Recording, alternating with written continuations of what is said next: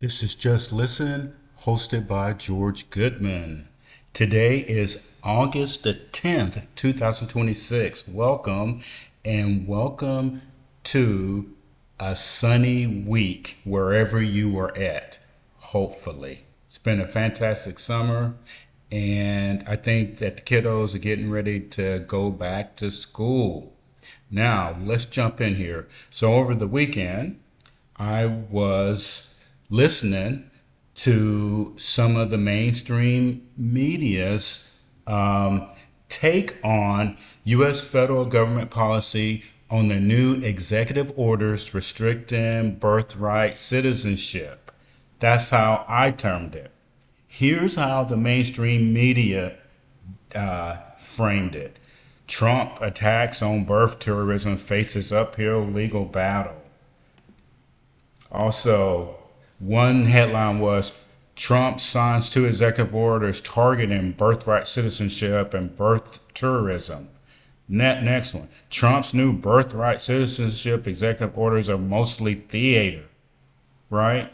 So don't facts matter? And the reason that I said this is for you, the individual listening to it, to think about the impact and also how it's worded. Now, before I get into the restrictions, someone asked me, what do other countries do? All right, and this is just a Google search. The United States and Canada are the only two industrialized developed nations as classified by the International Monetary Fund that mostly grant unrestricted, unconditional birthright citizenship. Okay? They are the only two countries that are currently doing that. Now, people get confused because there are 30 countries globally that provide unrestricted birthright citizenship, vastly in developing nations. So, if you look at our history when we first started, and you look at we had the Constitution, we wanted people to come into the country, maybe that was the thinking for birthright citizenship to get people in the country. So fast forward 250 years, so you decide if it needs to change. Now, if the mainstream media would explain it like that and let people think about it, maybe there wouldn't be so much anger coming from people because they don't understand why one group wants to restrict it and the other group doesn't care. Now, the industrialized nations, and check this out, the United Kingdom abolished unrestricted birthright citizenship in 1983. Australia, 1986. Germany, one parent has to trace their lineage back to Germany and can only be one generation back. France, same thing. Strict residency conditions. Ireland, 2004, they got rid of it. New Zealand, 2006. Why? Because these are industrialized nations and people wanted to immigrate there for a better life. That's why they come to the US and for other reasons. Now, let's look at where we're at currently in the United States. So the president signed executive orders on birth tourism and birth citizenship. Those are related.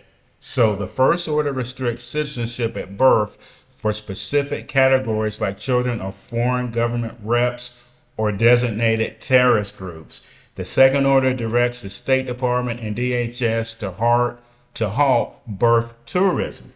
That's it. No other groups are included in that. So that's why I read you that headline first that said, oh, well, he's just restricting birthright citizenship. You have to dig into the details. and look at the specifics. Now, that should be the mainstream media's job to really, and these TV shows, they have gotten away from at least presenting the facts. Now, whether I like the president or not, because I hear this all the time, we have to look at what the facts are. Whether you like the guy or not really shouldn't be a consideration. Look at what this policy is, and then you can judge it from there. Birthright exceptions identifies groups excluded from citizenship under historical interpretations, including children tied to foreign diplomatic roles or specific designated organizations. That's all the only birthright people that they're talking about. Curbing birth tourism directs the Department of Homeland Security and the Department of State to restrict tourist visas and entry for individuals suspected of traveling to the U.S. explicitly to give birth. Now, whether that's true or not, I don't know. Now, the government should know because they track that kind of information. We look at facts and details here. So my assumption is that the government has done their due diligence and they see this as an issue where people are coming over here and taking advantage of the system. You decide. So we need to do some research and get the government, because there has to be a partnership. Show us those facts. Show us the people that were doing that, etc. Because most people want to know specifics, especially if they are railing against it. So let them know. Now, if you go to the U.S. government website, okay, they are looking at the Immigration and Nationality Act, USC Code 8, Section 301 of Title 3. That's their legal justification, protecting the American people against invasion. Okay, so you have to decide if those words make you nervous, right? A lot of times when things are written, maybe people should look at the wording. Just saying. All right. So here we go. So over the last 4 years, the prior administration invited, administered, and oversaw an unprecedented flood of illegal immigration into the United States. Okay, so that's their premise for having to do this. And this is from the US Gov website. Many of these aliens unlawfully within the United States present significant threats to national security and public safety, committing vile and heinous acts against innocent Americans. So that's their legal justification for curbing specifically birthright exceptions and curbing birth tourism. Again, you have to decide based on the facts. Okay, well, here's what's going to happen next. Legal challenges. Following earlier Supreme Court regarding the 14th Amendment, legal analysts expect immediate challenges to these new narrow exclusions. Okay, so if they're going to be legally challenged, the people that you're talking about, they can't challenge them. So you have to ask your question, why specifically? Because this is very specific in scope. So who is going to challenge this? So stay tuned, because the mainstream media is going to start framing it in these sound bites. Look and see. And also, is this a issue for the midterms? All right.